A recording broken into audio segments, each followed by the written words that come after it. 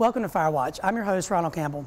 We're here tonight at Station 1 for a kickoff for the American Heart Association's Go Red campaign. Joining me today to talk about the Go Red campaign is American Heart Association's Patrena Hill. Patrena, thank you for joining us here on FireWatch. Thanks, Ronald. All right, so tell us a little bit about the American Heart Association to begin with. The American Heart Association was founded 91 years ago. We just celebrated our anniversary this year. And it was founded by a group of 6 cardiologists to reduce cardiovascular diseases in the American population. All right, so the agency's been around for a very long time, the association, for 91 years. What is the Go Red campaign? The Go Red campaign was founded in 2004. We are now getting ready to celebrate our 12th anniversary year. It was founded under the premise of the need to understand that heart disease and stroke affects 1 out of 3 women by death annually, to really raise and bring that attention to the fact that heart disease is the #1 killer of women. Okay, because I think a lot of people associate heart disease primarily with men. So this campaign seeks to put that focus on women who clearly are at risk as well. Correct. Actually, more women die of heart disease than men combined, but heart disease is in fact the #1 killer of both men and women. Well, and I do know that heart attack is one of the top 2 killers of firefighters. So this is something that is near and dear to the heart of all firefighters as well. So talk to us a little bit about your Go Red campaign and the kickoff here tonight. What are we doing? Okay, well tonight we're actually celebrating our Circle of Red event. Circle of Red is a philanthropic society of women that have come together under the Go Red umbrella to celebrate the campaign because they are passionate about the cause. They understand the need to not only give of their time, but to give of their resources to be the voice in the communities that they serve. With that being said, tonight's event is really just an opportunity for us to showcase the mission work that we do in the community by bringing our first responders together to show us what you all do firsthand when you are called at crisis situations. So really what you guys, when you approached us earlier in the summer, what you wanted to do was to show your Circle of Red members sort of what happens from the time that 911 call is placed until someone is transported with Wake EMS to the hospital. I know as part of tonight you guys are going to go to the 911 center, is that correct? Correct. All right, so you're going to take a tour of the 911 center, show your members that, come back here to the fire station, take a tour of our equipment so you can see what we use to help when we get there, and then ultimately Wake County EMS will have an ambulance here as well. What do you hope to be the end result for your Circle of Red members when tonight is over? I think for us, the main goal is just really to give them that first-hand glimpse, the behind-the-scenes tour of what you all do so that they have a better understanding of how critical what you all do is for our community. Oftentimes with the Go Red campaign, we come in contact with survivors who are there to share their story and really bring back the mission of the message of what we're trying to achieve. But by being here tonight, it's really going to give our Circle of Red members that opportunity to really experience it on this side of it, because it's something that most people never really get an opportunity to see. So Patrena, I know earlier you mentioned your impact goal that the American Heart Association has. Could you tell us a little bit about that? Yes, the American Heart Association has a very impressive impact goal by 2020, and that is to improve the health of all Americans that have been afflicted by cardiovascular diseases by 20%, as well as to reduce the death rate of cardiovascular disease and stroke by 20%. Okay, that's a very lofty goal, and we certainly hope you guys are successful in doing that for sure. Well, Patrena, we thank you for joining us here on FireWatch. We're going to let you go now. It's about time for your tour over the 911 center, and you guys have a great evening. Thanks, Ronald.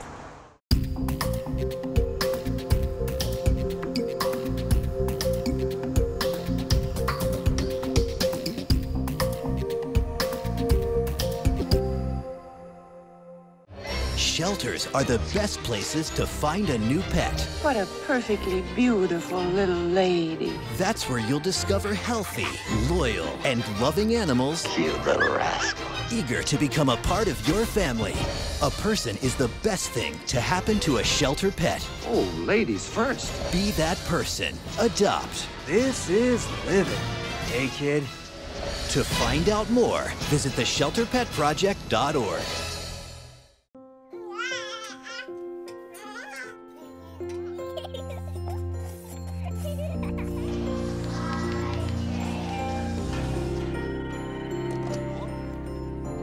I kissed the bride.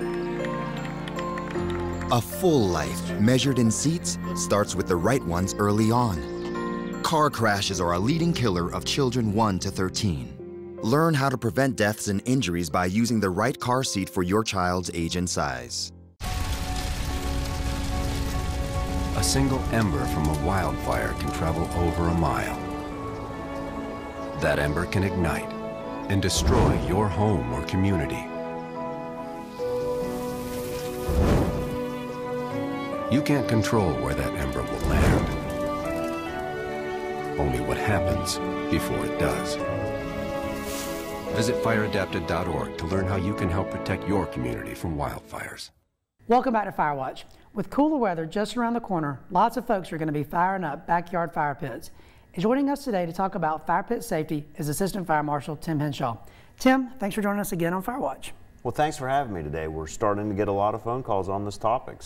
All right, so before we get into the topic, when we talk about backyard fire pits, what specifically are we talking about? Well, we're talking about this small exterior fire, much like a campfire or some kind of chimney, and we want to make sure that you're safe with those things, and so we have some prescriptive requirements.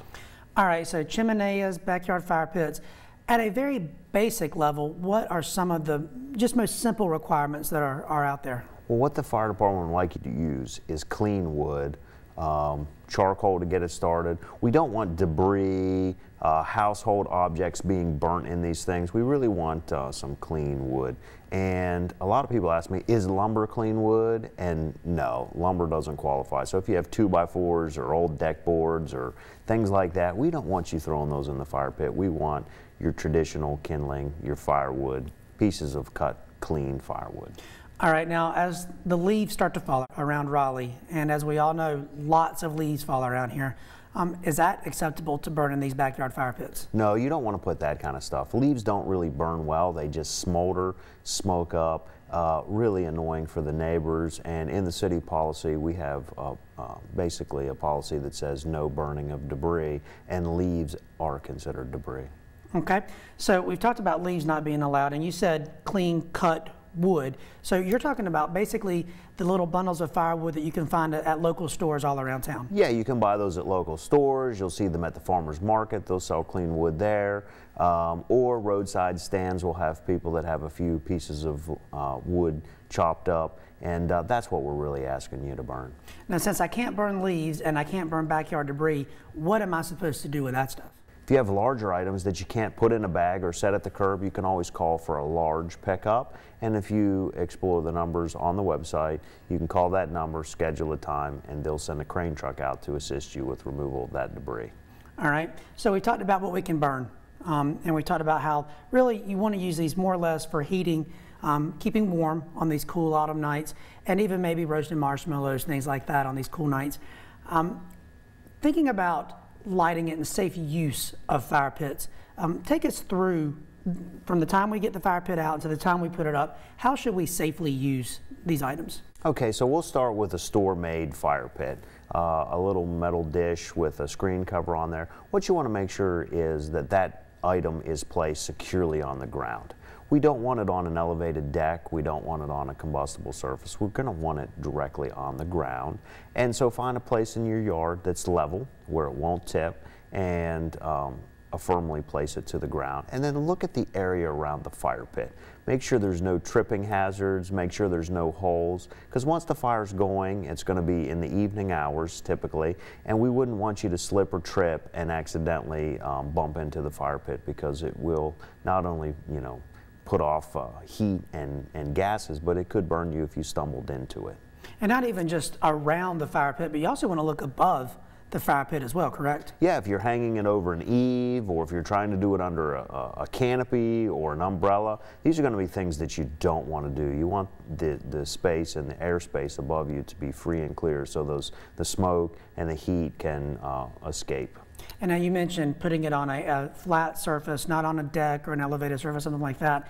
And I'm assuming too, we would want to pull it well away from our home, correct? Yeah, you're going to want to do it at least 10 feet from the structure, just in case there is one of these accidents, that it doesn't catch your home on fire. Now, when we talk about, you mentioned the slipping and tripping hazards there. If we have children in the area, Are there special precautions that we should take into account there? Well, I'd first start with just doing a little education, letting them know that they should not be the ones adding fuel to the fire. They shouldn't be igniting it. This should be done by an adult or an adult figure, lighting, adding wood, and then also teach them of the burn dangers that occur there and give them some kind of radius so that they know, hey, the fire pit's here, but here's how far we'd like you to stand back from it and don't get too close. Tim, since a lot of people use these fires not just for warmth in these cool autumn nights, they use them for cooking different things. If we're going to be cooking with our kids around these fire pits, how should we do that safely? Well, typically most people are talking about hot dogs or marshmallows, things of that nature. And what we want to do is we want the kids to participate, but we want to keep them back a little ways. So if you go to the store, they'll have some pre-made cooking sticks, I'll say, and get you back about 3 feet. So if you make your own sticks, that's fine. We just want to remind the little ones that, hey, you need to be back about 3 feet. And if the sticks get too short, that puts them too close to the fire. So we'd really recommend purchasing those sticks so you're at the right distance back. So Tim, we've lit the fire.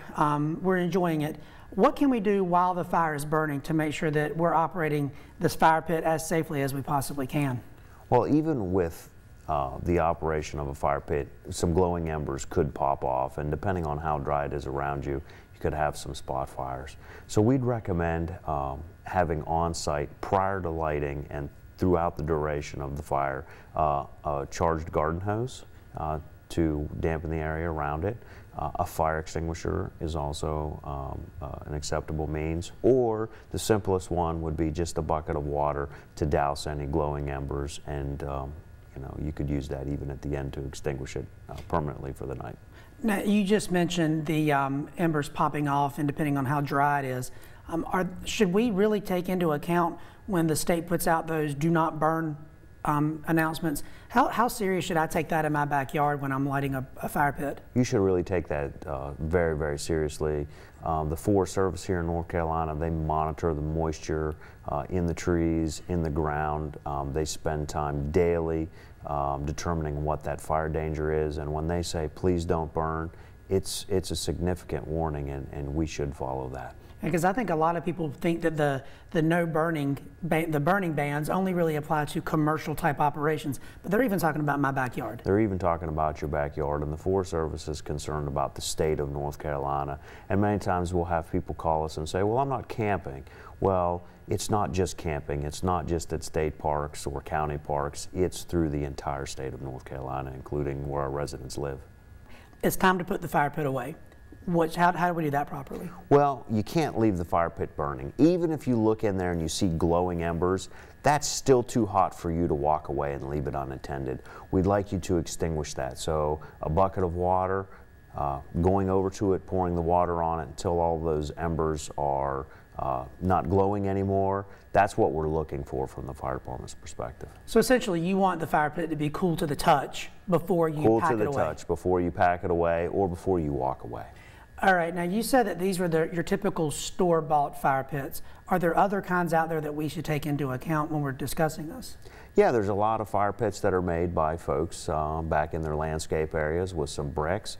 And if you decide to build your own, that's not a problem.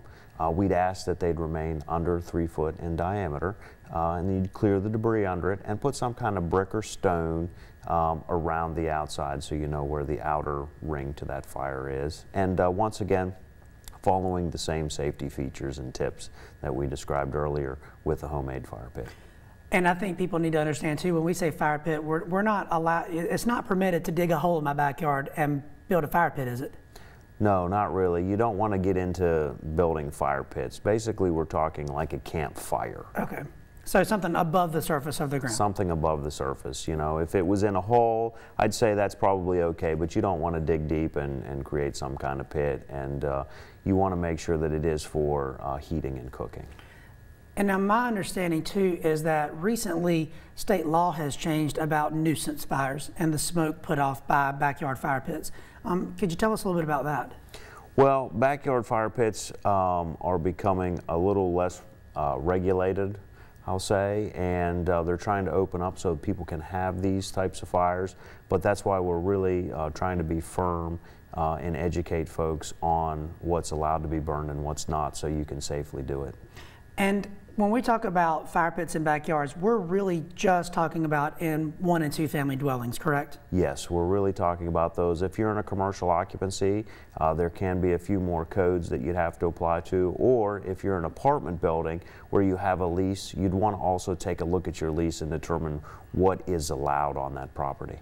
So Tim, in my backyard, we've got plans for updating our patio and building a fire pit and maybe even an outdoor kitchen type setup.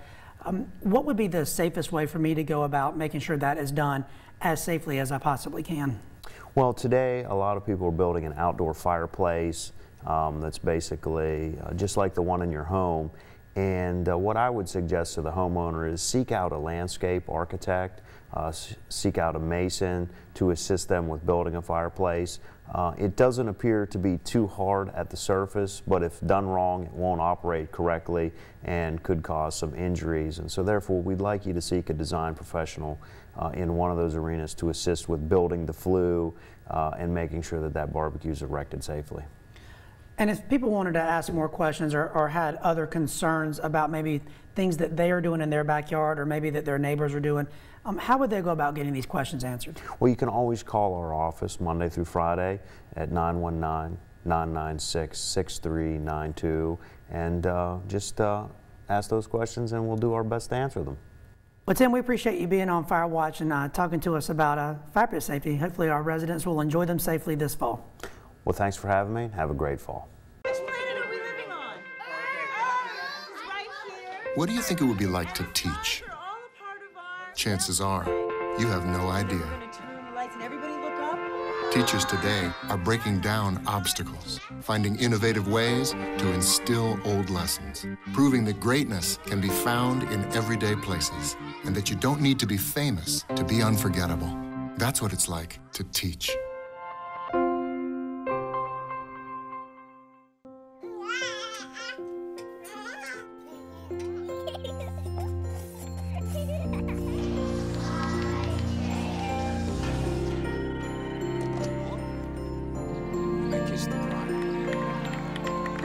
A full life, measured in seats, starts with the right ones early on. Car crashes are a leading killer of children 1 to 13. Learn how to prevent deaths and injuries by using the right car seat for your child's age and size. You can be a hero by being prepared for an emergency. First, make a plan. Call a family meeting to plan for things like how to connect with loved ones after an emergency. There. Or your escape route. I am not fast. Build a kit. When disaster strikes, it's important to have enough supplies to last 3 days. And don't forget the batteries. Low battery. Number 3, know the facts. From blackouts to floods, no matter the emergency, the more you know about it, the better you can deal with it. You're gonna need some upgrades. Number 4, get involved. Lend a hand in your community to help others know their role in an emergency.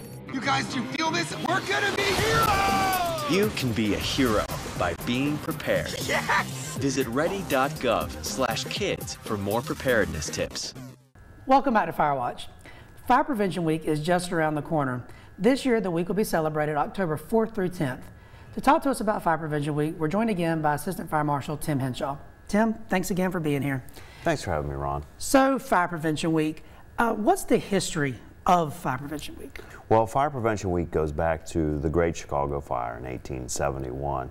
And for many, that was a very, very devastating fire. Destroyed the city of Chicago rapidly, quickly. It consumed almost all of downtown. The fire department was unable to stop the spread of that fire. And since that time, citizens came together and they said, we cannot continue to have these large loss fires that we are experiencing in the States. Boston, Baltimore, New York, even Raleigh, to an extent, had these large lost downtown fires. And you just couldn't get the developing cities to have these fires and bounce back very quickly. And they said, we have to stop it. And that's where Fire Prevention Week came from. Now, you mentioned the Great Chicago Fire of 1871. That's the fire that most of us were taught in school was started by a cow, correct? Started by a cow. Miss O'Leary was a real person. She did have a cow. There's a little bit of myth there, but I think the important thing to take away from that is the real people, real cow, real situation, and it helps us remember the dangers of fire, and if we're not careful and responsible, that a conflagration or a large-scale fire could happen to us. So whether or not the cow was at fault for starting the fire, I think the point here that everybody needs to take is that the fire was preventable. So the fire that destroyed Chicago was a preventable fire. It was. Being careful with open flame, things that cause fire, directly relate to that fire and the fires that we have today.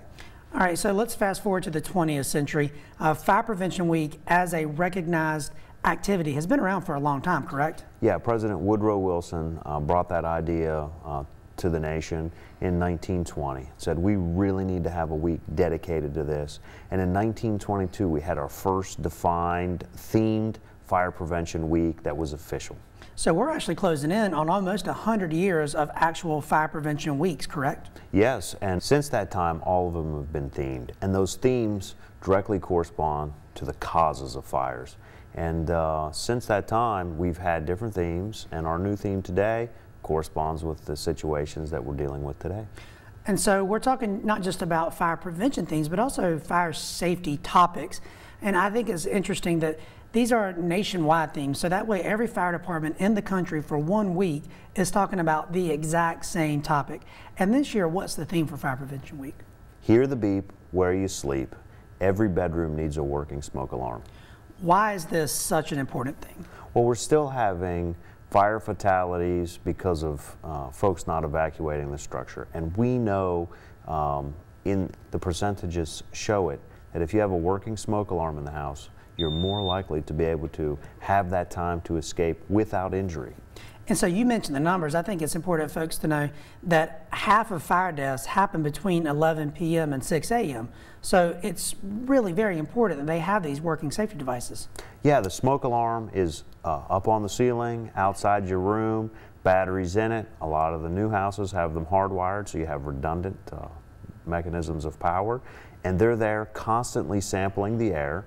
And if they do sense smoke, they're going to alarm. And we set them so that they're very sensitive to give you that time you need to escape before the fire is raging. Because nowadays, a fire goes from nothing to almost unsurvivable in about 3 or 4 minutes, correct? Yeah, really, in 3 or 4 minutes, if you have a fire that's started and it's raging downtown with the plastics and things that we have in our home, it's unlivable, untenable downstairs. And if you're upstairs in a bedroom, you have to go down that stairs to get out, and that smoke alarm needs to work quickly and alert you and get you to evacuate. So you said we need to install them in our bedrooms and outside our sleeping areas, and the current building code does require that in all new construction. So if I live in an older home downtown, or anywhere in Raleigh for that matter, I guess I need to go and look at my smoke alarms and potentially replace them, because the life of a smoke alarm is only 10 years. So if I've got a house that's 10 years or older and the original smoke alarms, I should bring my home up to current building code, correct? You should bring your home up to current building code. And a lot of times we have people ask us, well, how old is my smoke detector? All of them are stamped with a date on the back. If it does not have a date stamped on the back, you definitely know it's older than 10 years old, so it's time for it to go. And you want to get those placed throughout the home, in your bedrooms, on every level. If you have a basement, even if you don't sleep in there, if you have stuff in there and it's occupiable, please put smoke alarms throughout. So we've got the smoke alarms in. Just having them up isn't enough though, correct? I do have to maintain these devices. You do have to maintain those. So first look at the kind of smoke alarm that you have. A lot of the new ones with 10-year batteries are stamped right on the outside, 10-year batteries, so you know you don't have to replace those. But if you have one that's a few model years back, and you can still buy them with 9 volts or AA batteries, those will need to be changed out twice a year. But even still, even if I have a 10-year lithium battery smoke alarm, I still need to test that smoke alarm every month. Yeah, you want to jump up there, push the button, and make sure that it rings. All right, so we've talked a lot about what the Fire Prevention Week theme is for this year. What kind of activities is the Raleigh Fire Department going to be participating in? The Raleigh Fire Department will be at Crabtree Valley Mall Thursday through Saturday going over this theme and safety topics, so we hope you come out and visit with us. We'll also be available for questions throughout the week at our fire stations. If you see us in those quarters, please stop in, ask us any questions if you can't make it to the mall. And finally, on that Saturday, we'll have the museum open with fire safety information, history, some antique and current apparatus available for viewing at the museum. Okay, so the Raleigh Fire Department has a whole slew of activities planned for Fire Prevention Week, just like fire departments all over the country. Well, Tim, thanks for joining us and talking to us a little bit about Fire Prevention Week, and we hope to see some of the folks out at our events this year. Yeah, thanks for having me, Ron.